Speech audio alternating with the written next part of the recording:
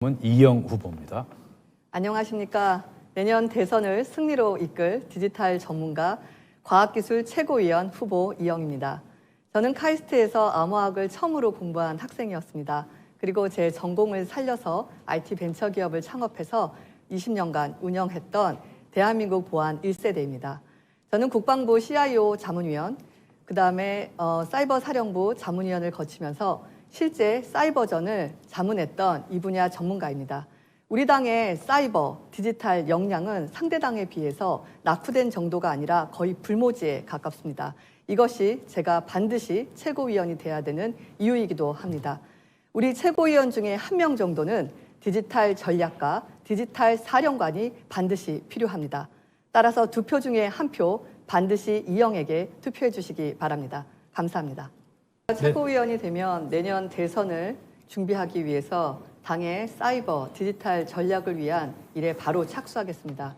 지금 모바일 기반의 그룹웨어가 개발되어 있습니다. 하지만 사용하는 의원실은 30%에 지나지 않습니다.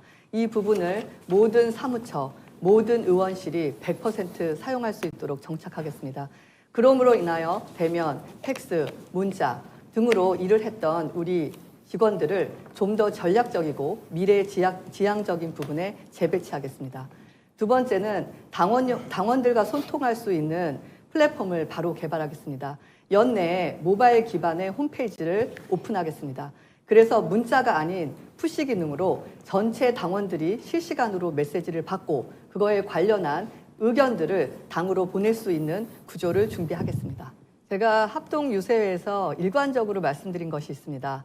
선거는 과학이고 대선은 데이터 전쟁이자 디지털 전쟁입니다. 4.7 재보궐선거 이후 국민들은 과연 국민의힘에 대해서 어떻게 느끼고 계실까요? 이 자료는 국민의힘이라는 키워드가 디지털상에서, 사이버상에서 국민들에게 어떤 느낌을 주고 있는지를 전문적으로 조사하는 사이트에서 제가 취합한 것입니다. 보시면 긍정이 16%, 부정이 36%, 중립이 48%입니다. 지금 국민의힘 전당대회 아주 뜨겁습니다. 국민의힘 당 지지율도 높아지고 있습니다. 그럼 국민들이 느끼는 국민의힘 어떻게 변화되었을까요? 보시는 것처럼 긍정은 제로이고 부정은 증가했으며 중립은 약간 줄었습니다. 거기에 중립적 언어가 견제하다, 정치적, 똑같다입니다. 즉 우리의 관심을 민심으로 돌려야 됩니다. 선거는 과학입니다. 네, 저는 배현진 후보께 질의드리겠습니다.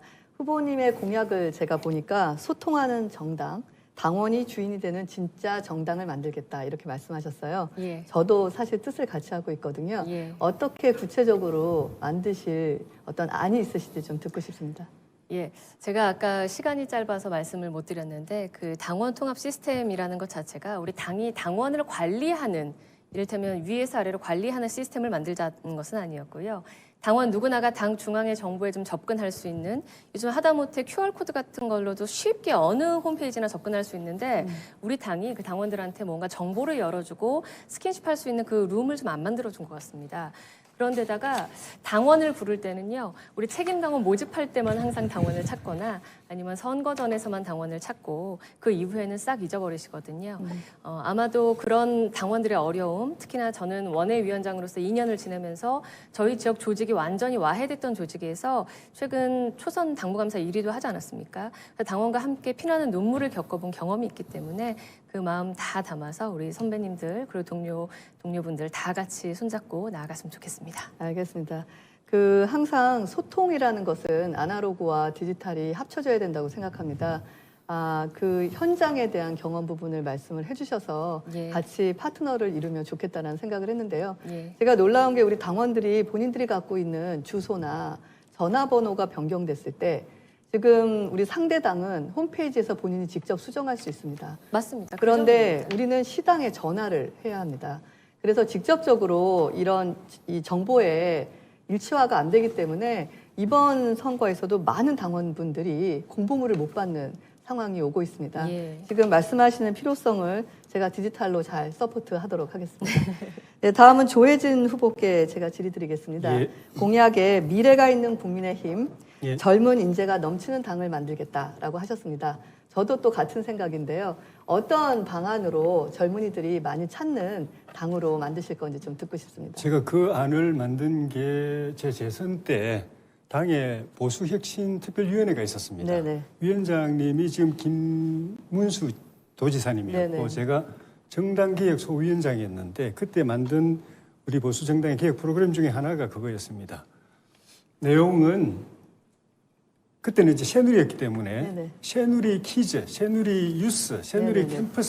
캠퍼스 새누리, 네네. 워킹 새누리 이런 걸 만들어야 된다고 그랬는데 네네. 지금 이제 국힘으로 바꿨죠. 네네. 그러니까 초등학생 때부터 네네. 우리 당원들의 자녀들부터 먼저 해가지고 네네. 우리 보수의 가치를 현장에서 체험하고 이론적으로도 교육하고 네네. 자기들끼리 자치 활동도 하면서 네. 성장해오는 그 어린아이들 보수주의자들. 알겠습니다. 그다음에 중고등학생 네네. 그리고 대학생, 직장 청년들 그 과정을 밟아오는 사람이면 저는 20살에도 지방의회 공천 줄 수 있다고 보고요. 네네. 제가 그때 말씀드렸는데 그 과정을 거쳐온 사람이면 30대도 당대표 될 수 있다고 그랬는데 네. 그 과정 안 거치고 벌써 30대 당대표 후보가 지금 출마를 한 상황이 됐네요. 네.